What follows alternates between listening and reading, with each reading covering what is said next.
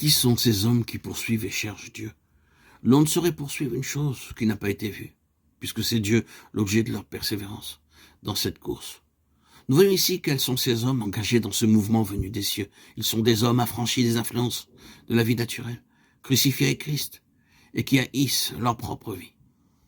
Ils sont, dans toute la signification du baptême, morts et ensevelis avec Christ. Romains 6, 3, 4. Livrés sans partage, reconnaissant les droits souverains de Dieu. Ils l'ont placé au centre de leur être intérieur. Et par l'expérience de la croix sont amenés dans la connaissance vivante de Christ, car leur vie naturelle a été ôtée du chemin de Dieu par la croix.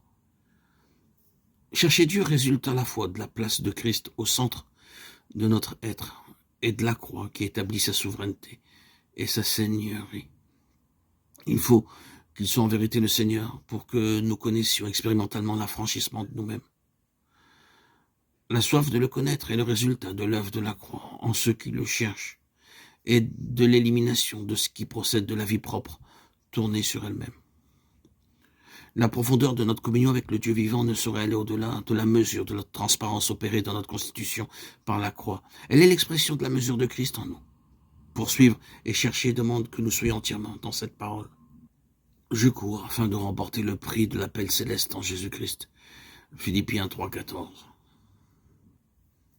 Car l'instrument pour cette restauration implique qu'il vive et marche avec Dieu, dans une relation étroite exempte de toute ombre. Dieu est attiré par ce qui convient et qui est conforme et propre à sa nature. Et ceci est expliqué par le fait qu'il produit cette soif et ce besoin grandissant de le chercher, alors que la croissance et le développement de sa nature limpide et transparente en nous attisent ce besoin de le connaître.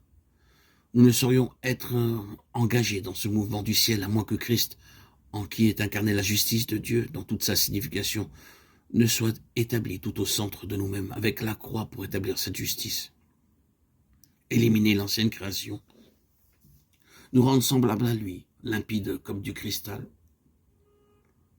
et nos pieds semblables à ceux des biches. Habakkuk 3, 19. C'est le triomphe de la résurrection, de l'incorruptibilité sur le mélange. Ces hommes sont appréciés de Dieu. Ils sont ceux que Jean a vus, ayant le nom de l'agneau et le nom de Dieu écrit sur leur front, car ils ont tout laissé. Ils se sont perdus en lui, pour lui. Christ a ses droits assurés en eux, et leur vie est cachée avec Christ en Dieu. Colossiens 3, 3.